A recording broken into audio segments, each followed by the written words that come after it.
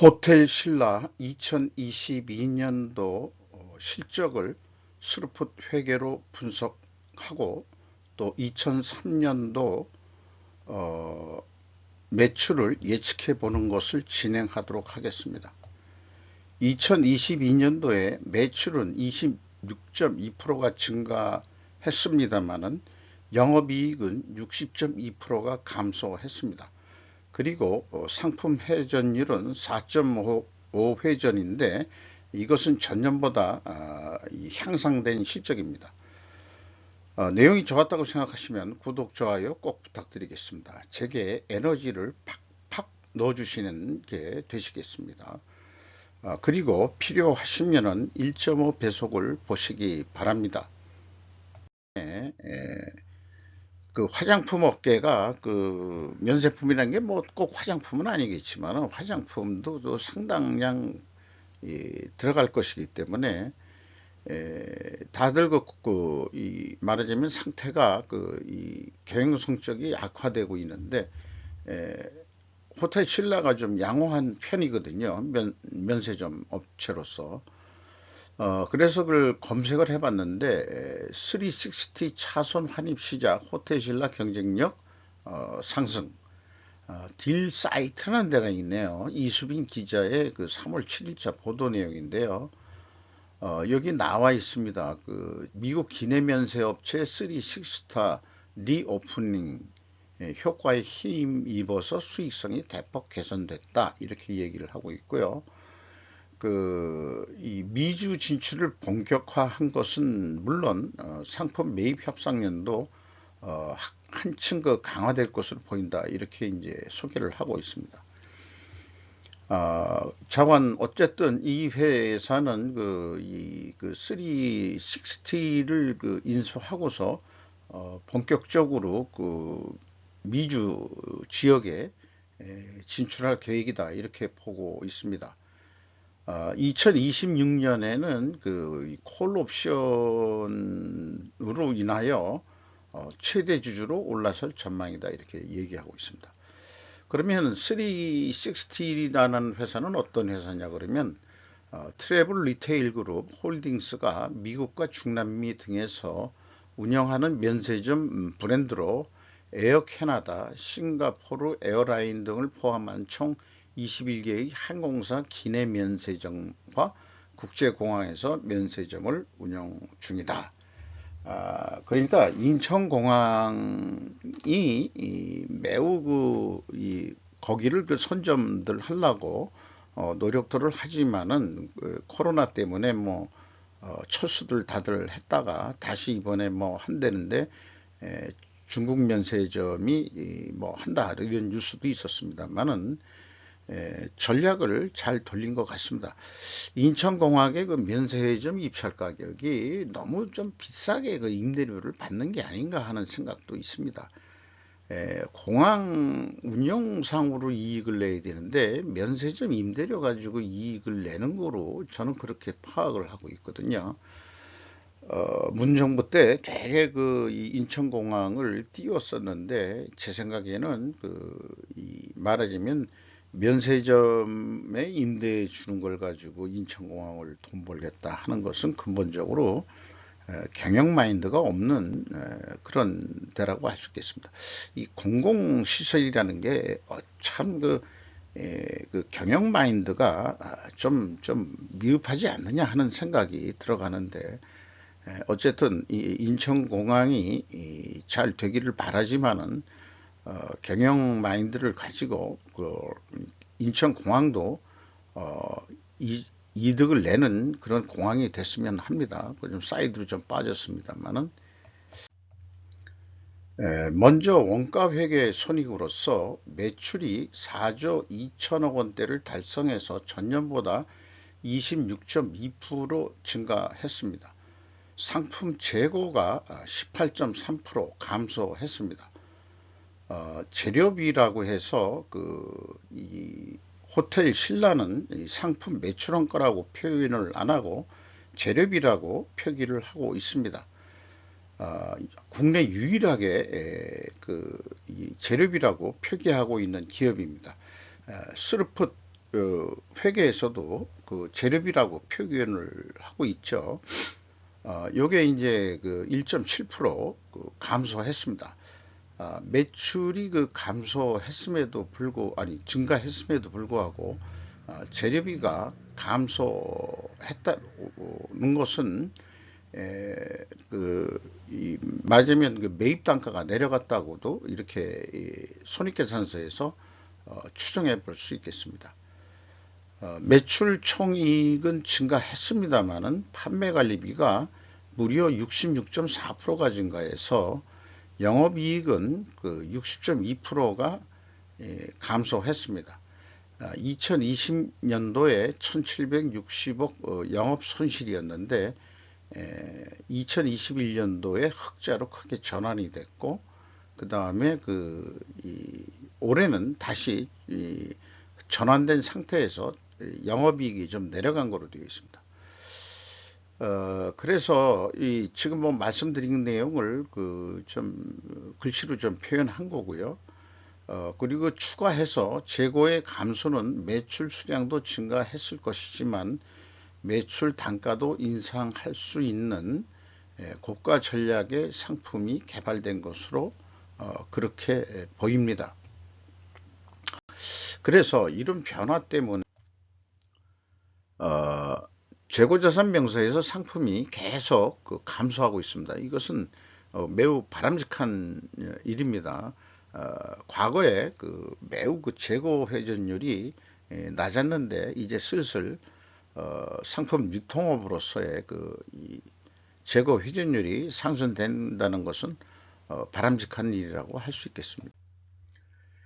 비용의 성격적 분류 내용을 분석을 해 보면은요, 회사는 제가 누운 글씨체로 한 것은 회사는 이 표현을 재고자산의 변동이라고 해가지고 요 두 가지 금액을 포함해 가지고 공시를 했습니다.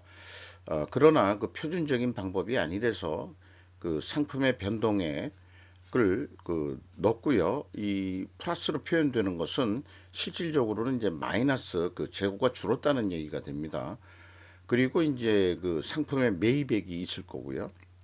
이런 거로 봐서라도 상품 매입 가격이 계속 가격이 내려가고 있다, 이렇게 좀 파악이 되고 있습니다. 매출은 증가했는데 상품 매입 가격은 내려갔다.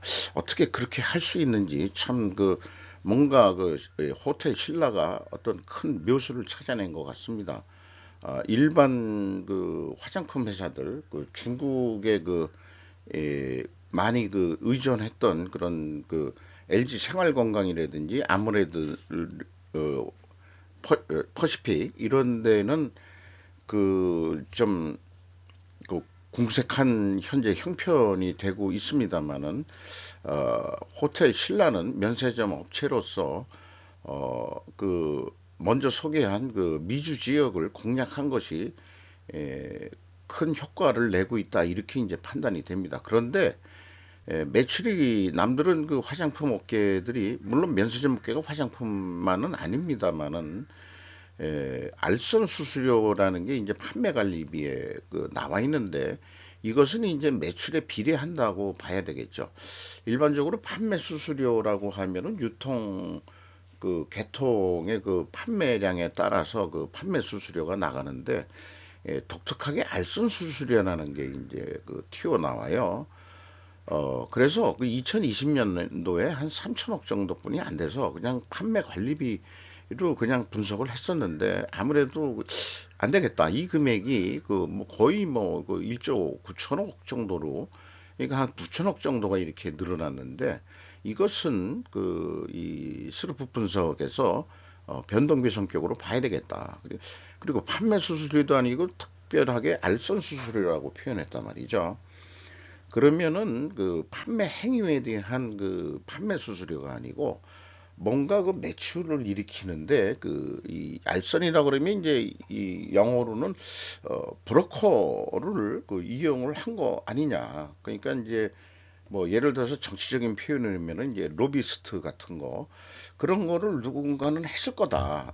미주 지역에 그게 어딜까? 그러니까 맨 앞장에 소개한 그 식스 팀가요 거기 에, 거기에 이제 거기 관계 기업으로 되어 있는데 거기가 이제 지분을 언젠가는 그 옵션 행사를 해서 다 100% 장악을 한다. 그러면은 아마 그런 데하고 뭔가 연결이 되지 않겠느냐. 그러면은 이 알선 수수료 나간 게 남한테 완전히 갔다기보다는 관계 기업에 그만큼 어, 그 이익을 이전하는 그런 계약 같은 거, 뭐 그러니까 이제 브로커비라고 얘기를 할 수 있겠죠. 이게 선악을 가리기는 좀 어려울 것 같은데요. 어, 결국은 그 남는 이익이 말하자면은 이 관계 회사에 종속기업도 아니고 관계 회사에 넘어간 것 같다. 요거를 긍정적, 부정적으로도 다 생각해 볼 수 있지 않겠냐. 어, 세무적으로 그게 법에 위배되느냐 아니냐는 문제는 저는 잘 모르겠습니다. 어쨌든 이 알선 수수료가 매우 높기 때문에 거의 뭐 이 재료비보다도 더 나가는 거 아니에요? 이게 이제 또 그 비용이 많이 나가서 영업이익이 줄어드는 그런 핵심적인 원인이 되는 거로 생각합니다. 그래서 이 알선 수수료까지 포함한 매출 변동비는 30.1%가 증가했고요. 운영 비용은 18%가 증가를 했습니다. 사업계획 예측할 때 이런 비율들을 참고를 하게 되겠습니다. 어, 뭐 매출 변동비도 마찬가지고요. 네, 그렇습니다. 어, 여기에 뭐 총 제조 비용이라 그러는데 매출 총 비용이라고 보시면 되겠습니다. 갭은 없습니다. 요 일은 단지 단수 차이일 것입니다. 아쉽게도 호텔 신라도 표시는 안 했습니다만은 관점이 좀 다른 데 있기 때문에 그 수치들을 모두 문자 속성으로 입력을 해가지고 제가 다 일일이 다시 입력을 한 거기 때문에 시간이 좀 오래 걸렸는데요. 소시 속으로는 좀 왕짜증 나지만은 어, 좀 궁금해하는 기업 대상의 하나이기 때문에 시간을 들여서 해봤습니다만은 뭐 좋습니다. 이 재고 매출 그러니까 뭐죠 저기 재고자산 회계 이 투명성은 다만 3단계에서 이걸 현금식으로 읽어보면은 이게 현금 흐름표 기준인데 이건 또 맞아야 되거든요, 사실은.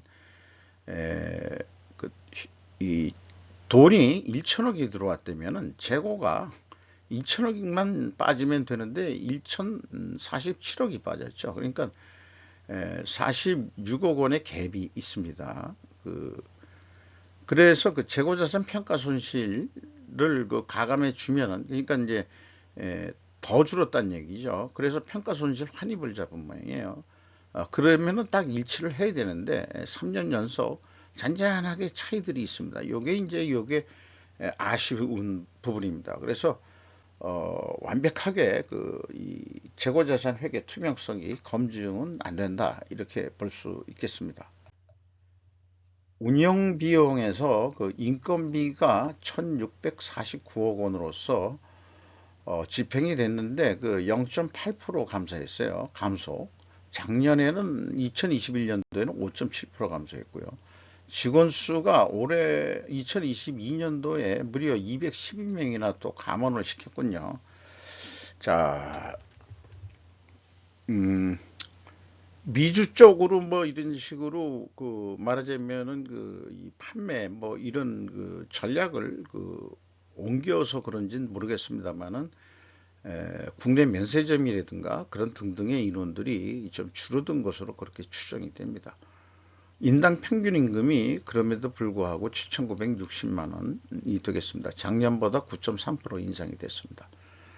어, 뭐 회사는 내역을 그냥 모든 감가상각비 빼고 나머지 모든 비용을 기타로 몰아버렸는데 2조 원이나 되는 돈을 이렇게 기타로 몰면 되겠는가? 그렇지만 이제 판매 관리비에는 내용이 있어가지고 알선 수수료를 이제 파악할 수 있는 판매 관리비 내역까지 이제 그 주석에 있는 거를 추적을 했죠. 그래서 시간이 좀 오래 걸렸습니다만은 알선 수수료가 1조 9,596억 원이나 이제 그 집행이 돼서 아까 그 표현된 겁니다만은 요거 세 가지를 다 합치면 또 판매 관리비 합의되는 거고요. 판매 관리비는 37.7% 37%가 증가했는데 알선 수수료 이거는 2021년도고 66.4% 증가했었고 작년에는 이제 워낙 그 새로운 그 알선 수수료가 생겨가지고 243%나 좀 증가했었고요. 올해는 뭐 그래도 금액상 많이 증가했지만 요 이 회계 부분에서 쓰는 용어는 기저 효과 때문에 그렇다 하는 얘기들을 합니다. 알선 수수료 비율이 이게 그 있습니다만은 요거는 이 판매 관리비에 대한 비율이고요. 별도로 그 매출에 비례하는 그 매출 알선 수술의 비율이 좀 더 그 예측을 할 때는 또 활용이 돼야 될 것 같습니다. 요거는 이제 그 판매 관리비에 대한 비율이고요. 매출에 대한 비율은 나중에 또 좀 말씀드리겠습니다. 그래서 스루풋 손익으로 분석을 함에 있어서 그 면세점이나 화장품 업계들은 판매 수수료를 그 변동비로 좀 인식하는 그런 방법으로 그 분석하는 것이 그 바람직하다 이렇게 봐가지고 매출에 비례하는 그 매출 재료비는 그 1.7% 아까 그 똑같습니다. 그 저기 원가 회계하고 다를 게 없죠. 그래서 그 알선 수수료라고 되어 있어요. 그 판매 관리비 내에 그거를 변동비로 인식을 했습니다. 이것이 84.7%나 크게 증가했습니다.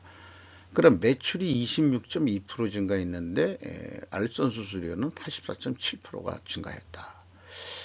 이익이 팍 줄어들 수밖에 없겠죠. 네. 근데 요거를 봐서라도 원가 회계에서도 얘기했지만 매출 단가는 인상되고 상품 매입 단가는 인하되었다고 요 두 가지를 보고서도 그 추론을 할 수 있겠습니다.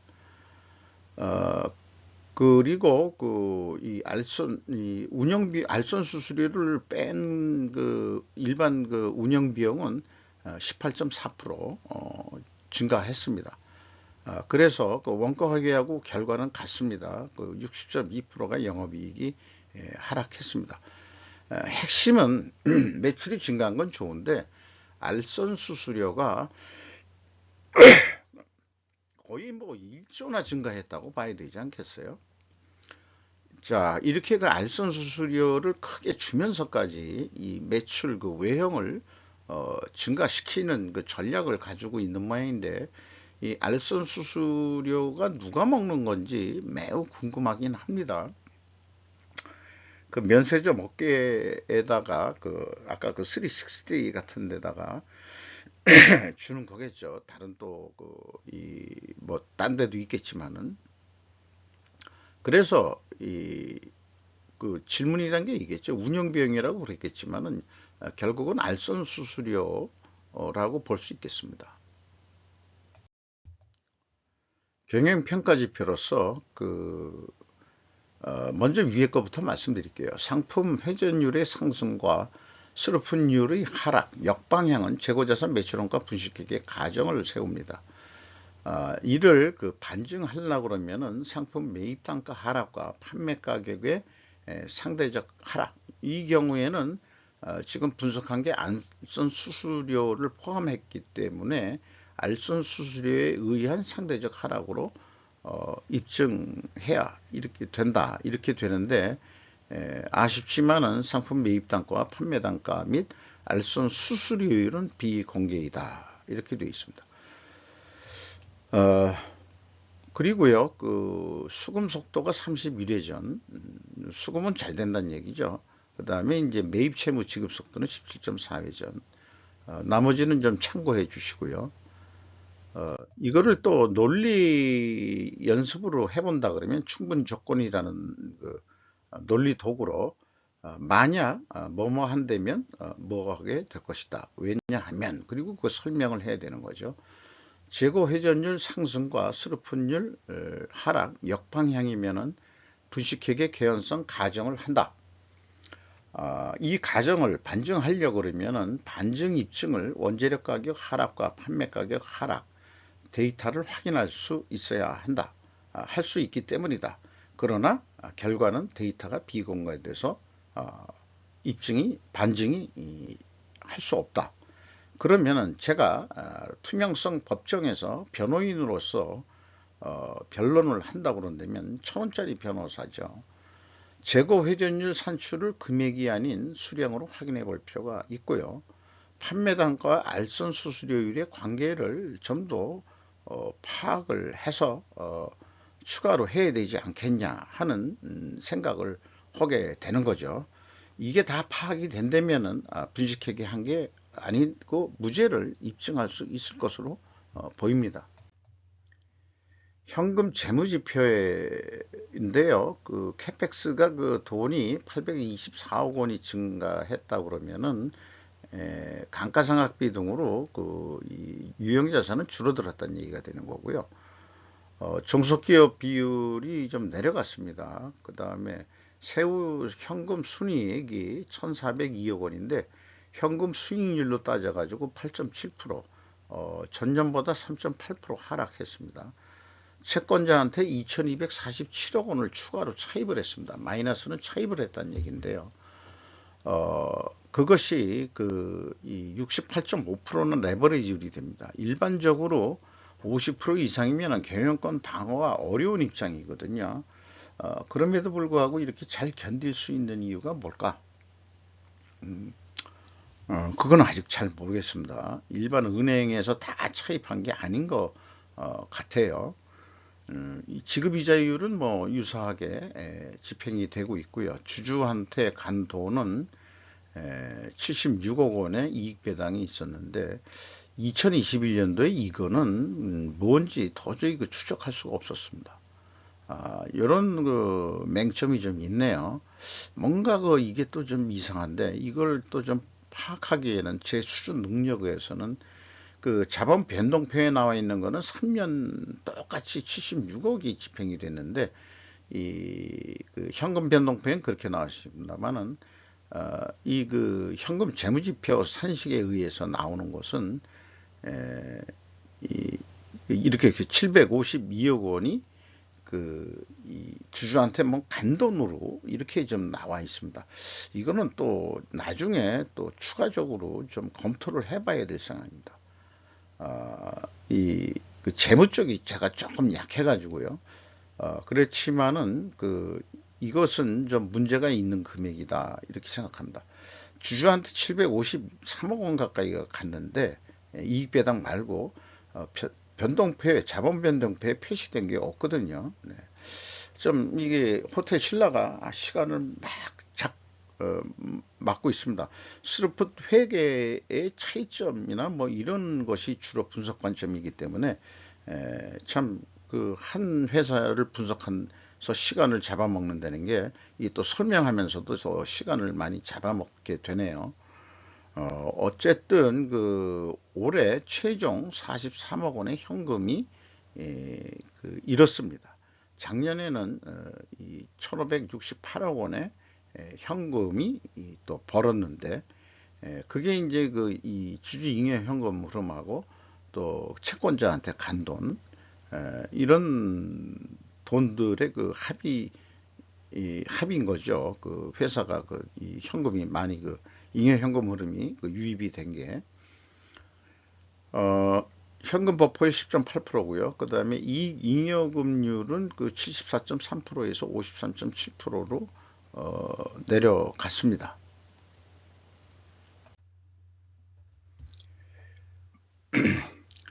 2023년도 매출 예측 전망은 말씀드리기로 하겠는데요. 일단 이 손익분기점 산식을 감안을 해서 산출을 해봤습니다. 운영 비용이 그 실적 18%가 인상이 돼서 그것을 그대로 적용하는 것으로 해봤고, 영업이익이 한 2% 증가하는 거로 그렇게 이제 예측을 해봤습니다. 그 결과 그 매출액은 한 5조 원가량 하는 것으로 나타났습니다.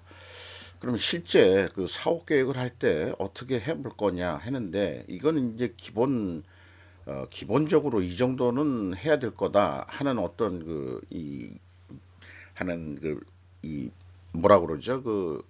미래 예측치라고 할 수 있겠는데, 사업 계획을 할 때 매출 재료비하고 매출액은 비례되는 거기 때문에 뭐 꼭 항상 그렇지는 않겠습니다만은, 제가 참고한 것은 그 임팩트 가치를 감안했습니다. 한 25% 정도 임팩트 가치가 상승했는데, 요거를 20% 정도만 감안을 했습니다. 그 결과 어, 이 스루프율은 그대로 가져간다고 봤고요.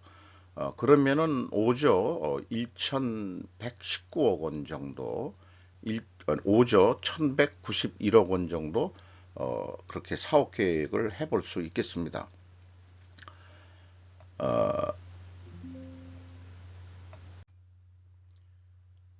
그래서 그 5조 1,191억 원을 확정을 5조 1,500억 원으로 그렇게 사업 계획을 확정을 한다고 한다면은 815억 원 정도 이익이 날 것이다. 이렇게 이제 볼 수 있겠습니다. 요것도 더 좀 욕심을 내보자고 한다 그러면은, 우리가 재고 회전율이 한 4.5회전 나왔는데 많이도 말고 한 4.7회전만 더 해보자. 그러면 한 5.1% 증분율을 달성하게 되는데요. 그러면은 매출액이 5조 한 4천억 정도 증가하는 것으로 그렇게 산출이 됩니다. 그러면은 적어도 이제 1천억 정도. 이게 이제 이 상품 유통업 성격이 이 정도 뭐 나오면은 성공했지 않겠느냐, 뭐 이렇게도 이제 볼 수 있지 않을까 생각합니다.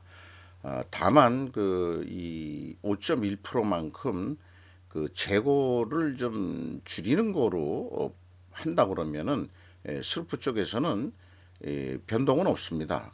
이 원가 회계하고 틀려가지고 매출에 비례하는 매출 재료비니까, 그냥 사업 계획 했을 때 상태로 아마 영업이익이 나올 것으로 봅니다. 그래서 영업이익이 변동 범위가 한 332억 범위 내에서 아마 2023년도 매출액이 형성, 아니 영업이익이 형성되지 않을까 이렇게 생각합니다.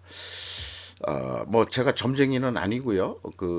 이 계획은 항상 뭐 오차가 있는 거지만은, 요렇게 이제 범위까지 한번 좀 생각을 해본다는 거, 이렇게 좀 계획을 예측을 해봤습니다. 어, 주가는 크게 변동은 없습니다. 2,000원 떨어졌고요.